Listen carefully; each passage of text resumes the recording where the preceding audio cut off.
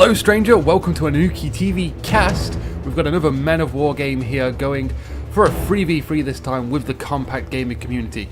We are back on the map, The Village, and it's night time. Oh, glorious night time. Already pinging this school building. Strategies straight away for Surfing Man, Laubox and Seth. A dream team going on here. Surfing Man with a power level of over 900. Gonna be expecting a load of stuff from him. I want to see what happens. Seth spawning on the left-hand position. By the way, quick mention to those that have already subscribed. I just want to say that you're a little early. I wasn't going to announce my presence till Monday, after I got a few games up. I'm still finding my stride with getting these games up, hopefully trying to get one a day. But yeah, I've got to work up to that. I can't just instantly do it. I am new to this. We have, coming back to the game now, Laubox on the right hand side. Very close to the centre actually, going to be supporting Surfing Man quite easily as he approaches on the left hand side, going for the school building. Laubox might take his position on the right though, and the infantry battles begin. It looks like Laubox and Surfing Man successfully obtained these buildings and now firing out of them, offering a lot of cover for them. A grenade goes off. Two grenades go off from Seth, seizing the advantage early game with those grenades. You can see he's using direct control as well to get that benefit from the direct control. To throw the grenades, you get increased range, and you can coop the grenades as well, making it hard to avoid. And we've got Screaming Eagle on the right and Pandu on the motorcycle. Screaming Eagle with an AT rifle, going to be preventing any light vehicles from approaching. But that's not who is firing this AT rifle down here. You can hear him pinging away at the motorcycle, constantly missing though. We also have a guy running with a grenade. He's going really far with that grenade, but this AT rifle is not getting a shot. I did want to see a really good explosion. Surfing Man could use direct control to assist in the destruction of that motorcycle, but I guess he's focused elsewhere with throwing grenade. Laubox is going in, going out, going in again. Very indecisive play, and ultimately he's going to pay for that as that soldier goes down. He's going to use this guy though to throw a grenade over the building. One hell of a throw, but it's gone on the tile. It's sliding down the tile, blows off the roof. I love the physics in this game. Stuff like that is awesome. The Soviet forces now bring a half-track to the field, going to be gunning down the people in the house. Surfing Man occupying the house. Still, I mentioned this earlier, Surfing Man has a power level of over 900. I am referring to the rank system in-game. Laubox using a little bit more indecisive play. That guy's moving up and down, and it looks like this point is actually being capped by the Soviet. Per pro with a rifleman in the zone, being supported by a motorcycle who still exists, with a whole squad moving up from Laubox now. A little bit risky to move them in such a big group. They could be gunned down by that motorcycle or a charging half-track. But he does get away with throwing some grenades into the centre, clearing that out, and the point is neutralised again. Pandu, the guy who spells his name with all the incorrect vowels to spell panda, is moving up the half-track, supported by this tankette from Eagle. And we have a second vehicle coming as well. We're going to be moving down to see what this is. A second tankette, T-26 from Pandu. And the half-track gets taken out. I do believe this might hurt the Commonwealth forces. One tank now approaching. The half-track I mentioned earlier already got destroyed. And Eagle supporting from a far-off distance. Infantry could be lurking around. I don't see any on the map. Just this guy behind the sandbag who is, strangely enough, actually surviving all of the shots from both T-26s and the half-track which approached, which also got destroyed by something. But Pandu bringing up one guy, his single-man army, presumably going to throw a grenade over the sandbag. This guy clearly is that much of a threat to the T-26.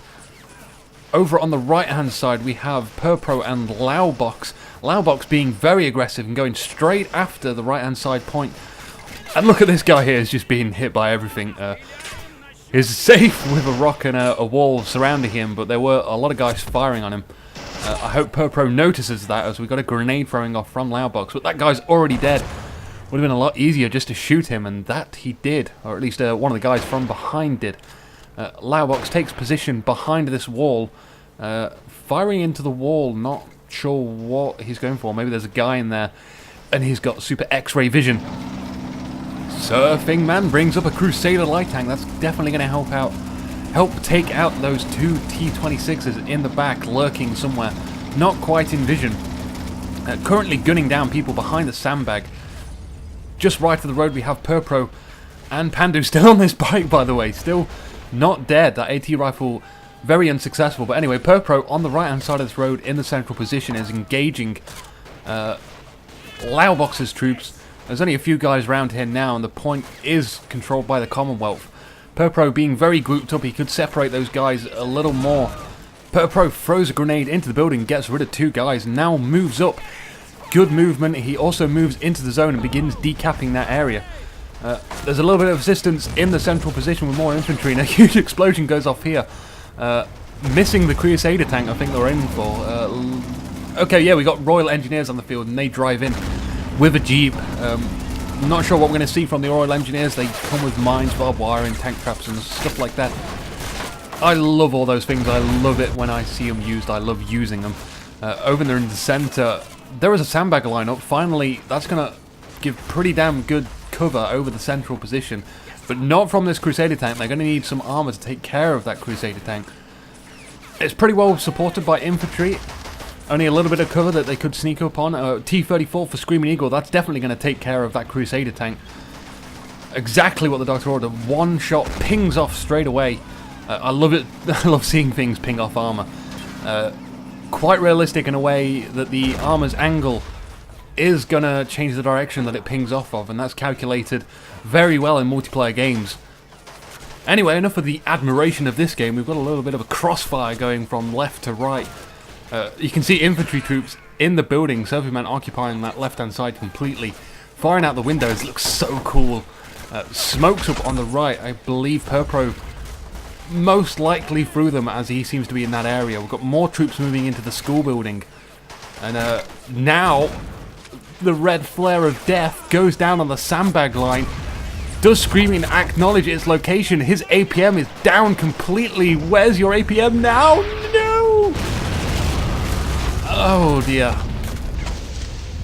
I do believe, well, that is what you call not good.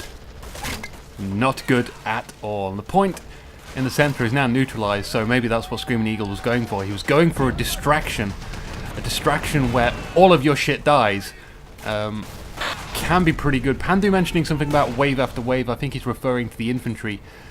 We have a heavy AT gun there for Pandu, as well as the T-34. Still yet to deal with that T-34. That's going to be... well, it's still in sight, so the Commonwealth forces know that exists. That is to say, they know the location, and Eagle is bombing this house. I think they've acknowledged this house is a bit of a threat, and they want to get rid of it. Always good to destroy buildings that your opponent constantly uses. Destroy their cover. That way, when you move up, you have clear sight of what you're running into. They're going to have to put sandbags down or some sort of cover for themselves. Surfing Man, a bit of blobbing going up here. He's going to move an AA gun to control that central location, try and force out any infantry approaching. A bit of pinging going on here. I'm not sure what's there. They saw something, caught hold of something. We have an armoured vehicle. A light armoured vehicle. I think they've moved up some artillery. Usually that they have like a vehicle that comes in to drag the artillery piece into position, and these troops are getting hammered by all the armour now. That guy gets catapulted, and that guy gets catapulted. Royal Engineers not really making much of an impact on this battlefield.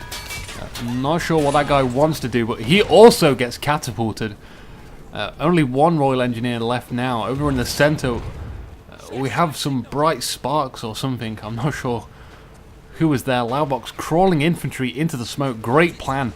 Keeping a low profile as he now caps that central location.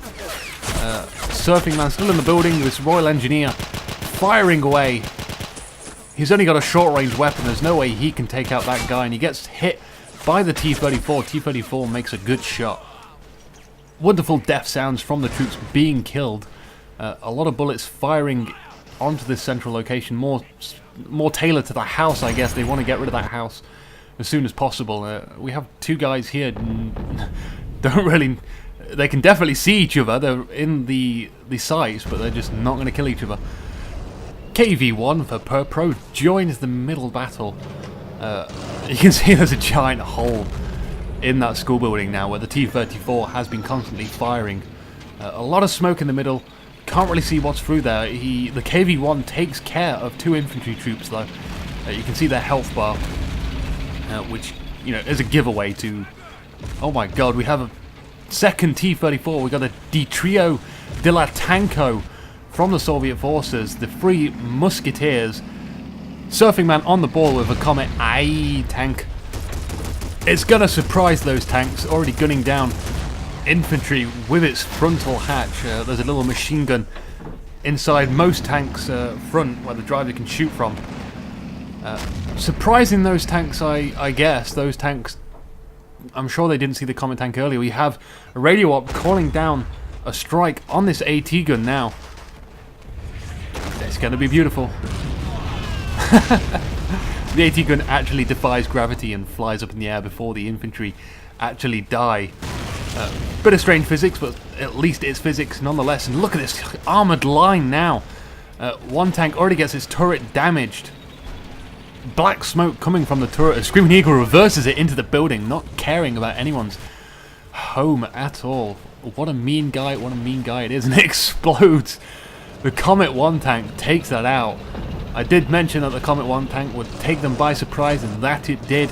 They lose a tank. The KV-1 approaches though, not going to be worried or concerned about his buddy that just died in a burning flame.